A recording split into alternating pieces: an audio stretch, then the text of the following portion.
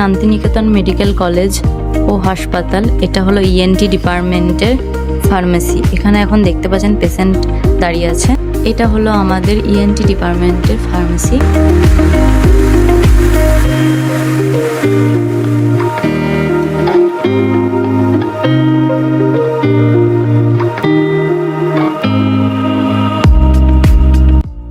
নমস্কার, আমি শান্তিনিকেতন মেডিকেল কলেজের একজন ফার্মেসি স্টাফ। এটা হলো ইএনটি ডিপার্টমেন্ট।